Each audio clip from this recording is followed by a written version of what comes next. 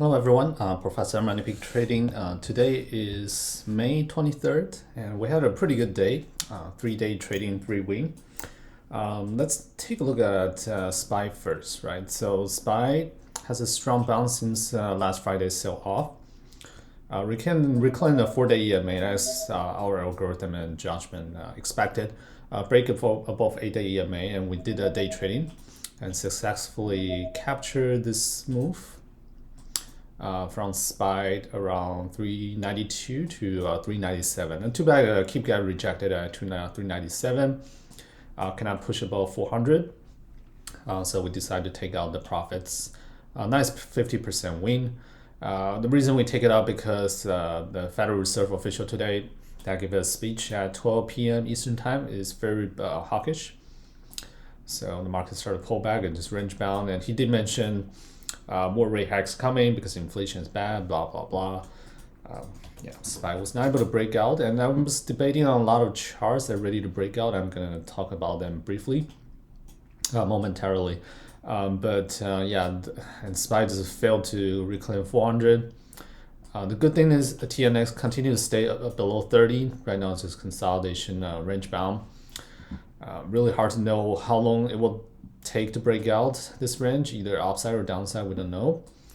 Fix breaking 30 today. Now it's pushing back to 28.7. Below 30 is a good thing, but any headline can push it above 30 and make it a SPY next leg down, right? So decide to hold back, sit on our hand, focus more on day trading.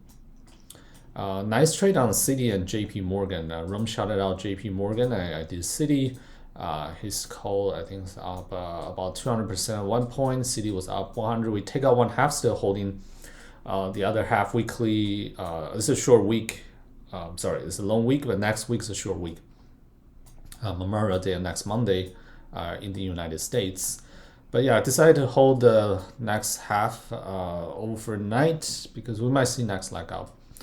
The reason is because JP Morgan has Investor Day. They actually improved their revenue guidance. This is a huge news and change in the market today that I want to highlight, because the banking stock usually will go up while the rate goes up, right? But right now the rate goes up, but banking stock has been selling out so heavily because the market is worrying about the recession, and that's why they're expecting the economy to go down, right? Like JP Morgan has been down from the top 172 to 115. But today, the remark in the Investor Day, JP Morgan totally changed the narratives, right? Like, hey, revenue will be better than expected. So that's telling the two things, right? First of all, they are continuing to increase their profitability and revenues while the rates goes up. And second, the economy is not as bad as people think. And we have been saying that already, right? Like, unemployment rate is so low, like 3.5, or 2.8, I forgot, on top of my head. So yeah, definitely economy is doing great. There's no reason why the financial has been punished so heavily. And Warren Buffett has entered in the Citi, and Citi has been pushing out nicely, about 20% from the low at $45. And that's why I day trade Citi today. Also the contract is slightly cheaper. I've been doing great on this 2 trade and SPY, so 3 day trading, 3 wins, and decide not to take any other thing except we have an earning coming out, which is dry bulk shipping. That's the second thing I want to highlight for today. Breaking out all-time high, range high. Back to 2008 when the shipping price was really high. SBOK was traded way higher than this. But high quality stock, great earning, great management, US-based dry bulk company. Right now, I think the dividend we got in is like 15%. I forgot on top of my head. I do expect the earnings is going to be great, so I added like tiny size lotto. I'll post in the day trading channel. Feel free to take a look. Expect improved guidance. Probably going to raise the dividends as well. Should gap out, but this name has a tendency to push up from the earnings and pull back. But this time is a bullish seasonality, so maybe we'll break through hitting our $40 target. We'll see. And if you look at the dry bulk shipping rate, I don't know if you can see.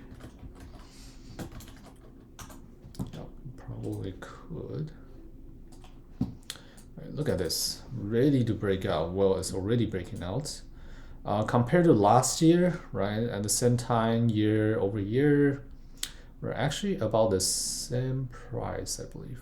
No, we're higher than last year. So if SBOK, SHIP, this dry bulk shipping, then their stock price and revenue directly correlated to this chart.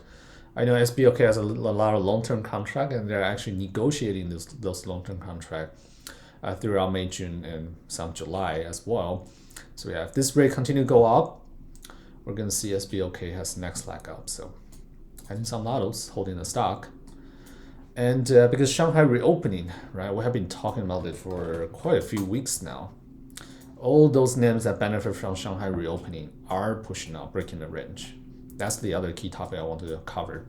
Look at Zing. We've been holding a long-term swing into July, doing great. Small account, we do 70 call, 65 call is in the money, but Thursday is the ex-dividend date. So we might see a push into Thursday and slightly pull back. But still, I think by some point in June or July, if the real-time container shipping rate can continue to push out, I do expect Zing to push to 75 to 80, okay? The other thing I want to highlight is you've seen a lot of failed or fillet, depends on how you want to pronounce it, Brazilian iron ore company. It should correlate it to the dry bulk shipping rate pretty heavily as well. Because China now reopens, they start to order more iron ores and steel. So Fail's revenue should improve from that. You can see this downtrend break for a day EMA cross. Seen a bunch of call sweep, June 17, 18 call. Again, I said earlier we don't want to swing, so I kind of want to wait until tomorrow opening, but potentially it could gap up again. So yeah, that's why I've been debating, but decided, you know what, let's just wait it, see how SPY close, how they open tomorrow. Potentially we'll just day trading or swing trading it as well. We'll see. Same thing with the steel name Nucor, breaking this downtrend for the EMA cross. I'm waiting for more confirmation. Probably tomorrow we're going to see a nice push. Today up about 5%. Could be a day trading candidate tomorrow as well. So definitely keep an eye on it tomorrow, and we might alert it. If you want to look at more steel name, almost the same chart, right? COF, 4-day EMA cross, ready to break this consolidation, forming a double bottom, potentially breaking out. So definitely watch material, shipping, and yeah, those are the sector. I just want to highlight really quick on the NVIDIA earnings. Okay, GPU price has been dropping. They're concerned about overproducing.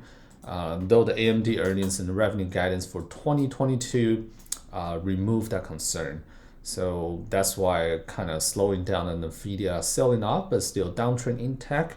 Lots and lots of downgrade. Today, another analyst downgrade NVIDIA $100 per point, the price point to $250. So if the market continue to worry about recession, I do expect, even though NVIDIA report a revenue beat, which I think that's going to happen, and even say the revenue is going to be better than expected, might just have a little pop and quickly fade out after earnings and continue to sell off. So we have to watch how NVIDIA price action will go, and that could affect QQQ since NVIDIA is part of the FANG. But speaking of that, let's talk about FANG as a last thing. Right, Apple, nice bounce, reclaim 140, breaking out from the last Friday low, but still in this downtrend. I'm not adding in right now since Apple has a multiple risk. The global potential recession could affect Apple. Apple's supply chain being disrupted could affect Apple. Just too many regulatory, geopolitical, inflation, Fed, all those kind of risks are on Apple right now, and that's why the downtrend has been pretty intact on Apple right now. Facebook still range bound. Watching 195 holds, they could start to form some bottom and push it back up again to 220. Okay, that's one of the swing candidate I've been thinking about using vertical spread today, but again decided to sit on my hand, just wait for another day. FANG we talk about last two, Amazon and Google. Amazon 1 point today, down about 2 point, almost 3%. Right now reclaim does have some sign of forming a bottom, but again, if the market has next leg down on SPY and NASDAQ, Amazon could break this 2,000. So I'm still patiently waiting. Just not the best trade right now, to be honest. So not adding anything. Especially Rivian started to pull back. I still haven't seen any SEC filing on Amazon insider trading on Rivian, so they're probably still holding Rivian. And if that's the case, Amazon stock will highly correlate with Rivian. So that's the other thing we can keep an eye on it. First of all, keep an eye on SEC filings. Second of all, keep an eye on the Rivian stock price. Last and most, Google has a stock split coming out in July. I do expect some kind of move, especially if SPY NASDAQ can start to hold up. July is usually a very bullish season, and usually that earnings season in July is usually the stronger one than Q2 each year. So potentially with the wave of Google stock splitting, we could see some upside here, coming up. But right now here is still downtrend intact. Again, I'm still waiting for 2,000 to add. Last thing, Bitcoin and Ethereum. Let's take a quick look. Still range bound, not going anywhere. Same chart with Ethereum. So I'm not adding any. Last night tried to break about 2,100 and now it's below 2,000 again. Still holding the first coin on Ethereum since this pullback. Again, still cannot rule out the next leg down on SPY and QQQ. SPY is still downtrend intact, very flagging. So we'll see. All right, that's kind of like a high level summary for today. I'm gonna stop the recording.